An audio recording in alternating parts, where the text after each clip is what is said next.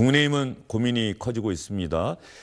국민의힘의 정치적 근거지라고 하는 대구의 대구시장 후보 적합도 조사에서도 김부겸 전 총리에게 국민의힘 예비 후보들이 모두 뒤지는 그런 여론조사 결과가 나왔거든요.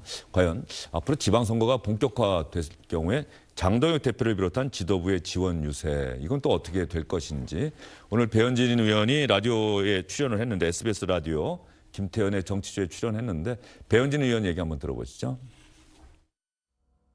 이준석 전 위원장이 수도권에 올라오는 거는 서울시당 위원장으로서 어떻게 보고 계세요? 지금 수도권에는 예수님이 나오셔도 안 될 판이에요. 선택권을 넓힌다는 말이 영입할 인재가 없음 혹은 후보가 없음을 자인하는 표현은 아니었으면 좋겠습니다. 후보들이 좀 먼저 결정돼서 빨리 뛰게 해줄 수 있게 해야 되는데 이 공천 작업을 한 달을 그냥 손 놓고 놔두게 한 거예요. 그래서 저희 굉장히 서두르고 있고요. 아마 서울의 모든 지역에는 장동혁 대표가 오지 못할 거예요. 그리고 저 또한 오지 않았으면 하는 바람이 있고요. 와서 도움이 되는 선거 지역이 단 한 군데도 없습니다.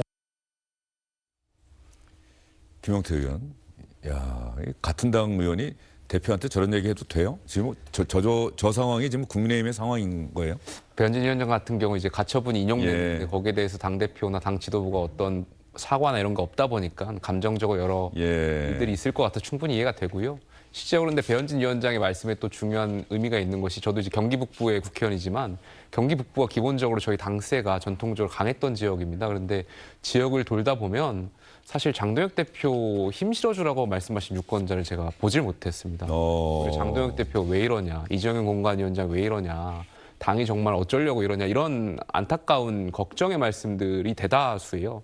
근데 경기 북부가 이 정도고 아마 서울을 책임지고 있는 시당위원장, 서울 수도권 같은 경우에는 더 많은 시민들이 이 당에 대한 비판들이 있지 않을까. 그러다 보니까 그런 말씀을 좀 전달하는 과정에서 표현하신 것 같습니다. 예. 2018년 지방선거 때 당시 홍준표 대표 오지 말라고 하던 데가 많았다. 혹시 기억하세요? 그때? 그렇습니다. 예. 근데 2018년 선거가 또 국민의힘 전신정당으로서는 상당히 그 역사에 나올 만한 대패를 했던 선거 아닙니까? 지방선거? 그렇죠? 지금은 더 심각할 거라고 생각들 많이 하세요. 왜냐하면 계엄 있고 탄핵이 있었던, 그러니까 과거에 박근혜 전 대통령 탄핵과 윤석열 전 대통령의 탄핵은 분명히 다르기 때문에 거기에 대한 대처 방식도 저희 당이 잘 못했고, 그래서 그런 것들이 더 큰 심판 선거로 갈 것이고, 정말 좀 이렇게 심각하게 말씀하시는 분은 이재명 대통령 심판 선거가 아니고 이번 지방선거는 장동혁 대표 심판을 할 것이다라고 말씀하시는 유권자들도 많거든요. 그 말씀을 주시는 유권자는 저희 당 지지층이셨어요. 저희 당 지지층인데 하도 국민의힘이 요즘에 답답하고 안타까워서 이렇게 충격요법을 줘야겠다 이렇게 표현들 많이 하셔서 정말 죄송하고 좀 안타까웠고, 저는 장동혁 대표께서 이제 선대위원장을 맡으실 거고 당대표면 당연히 맡으시니까요. 근데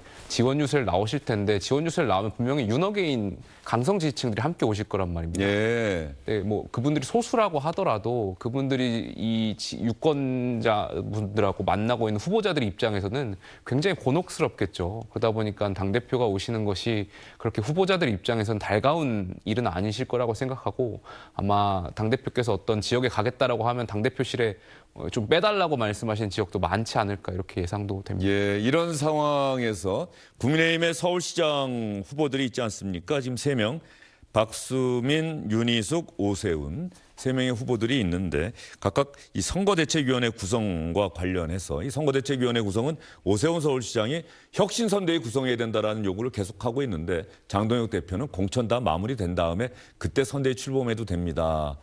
빨리 띄워야 된다는 오세훈 시장의 요구를 사실상 거절한 상황인데요. 국민의힘 서울시장 후보들의 이야기 한번 들어보시죠. 두 가지 문제가 있습니다. 이 경선에 뛰어든 선수는 그 자꾸 뭐 심판진을 어떻게 해야 된다, 선대위를 어떻게 해야 된다, 이거 얘기하면 안 돼요. 그건 당이 알아서 할 문제다. 당이 알아서 할 문제죠. 그리고 언제 서울 시민과 대한민국 국민들이 선대위 보고 투표했나요? 특히 지방선거는? 그럼요. 후보 보고 하는 겁니다. 많은 분들이 이번에 실망을 느꼈을 거예요.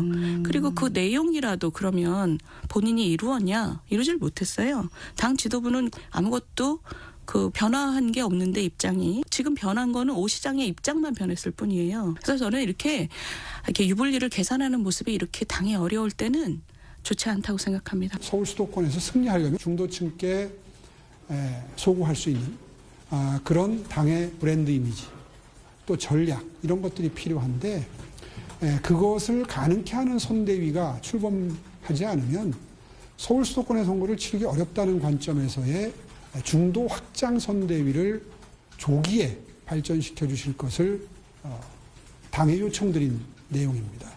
근데 마치 무슨 당을 접수하려는 기세인 것처럼 보도가 되고. 예.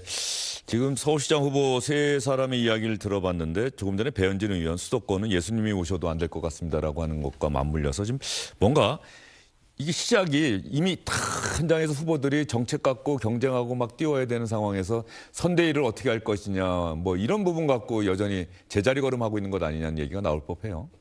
그렇습니다. 그래도 저는 사실 오세훈 시장께서 더 강하게 비판하시고 혁신선대위를 말씀을 진작에 하셨어야 되는데 그걸 너무 늦게 말씀하신 거 아닌가에 대한 안타까움이 있어요. 물론 박수민 예비 후보님이나 이제 윤희숙 예비 후보님 말씀하시는 것도 뭐 일리가 있는 부분도 있지만 오세훈 시장 같은 경우는 당에서 오랫동안 수도시장을 역임하셨던 분이고 지도자예요.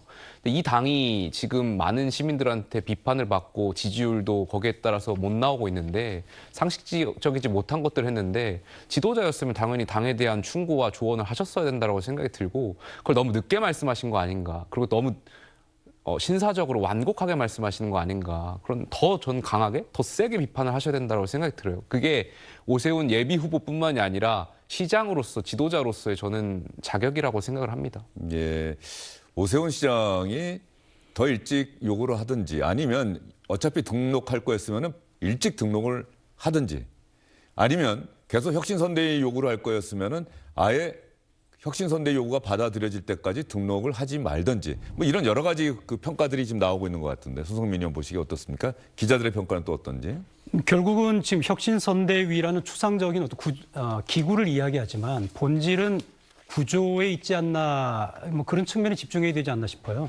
왜냐하면 결국 이제 후보와 당이 혼연일체가 돼서 치르는 게 선거일 것이고 그렇게 해도 사실 국민의힘 입장에서는 지금 집권 여당 그리고 대통령 지지도가 높게 나오는 이런 상황에서 좀 어떤 눈에 보이는 카드로서 힘을 합쳐서 나아가야 될 텐데 후보는 후보대로 따로 뛰고 있고 당은 당대로 지금 혁신이란 이야기를 하지만은 컷오프 말고는 어떤 아무런 이슈를 만들지 못하고 있는 또 이제 당대표는 메시지도 사라지고 공천위원장의 깜짝적인 컷오프 발표만 지금 남고 있는 상황이기 때문에 좀 혁신선대위 안에 무엇을 채울지 그리고 당과 후보들이 혼연일체로 어떤 모양을 만들어낼지 그런 구조적인 부분이 더 중요하지 않을까라는 게 현장 기자들의 이야기입니다. 네, 국민의힘 관련 이야기를 좀 많이 여러분께 전해드렸고요.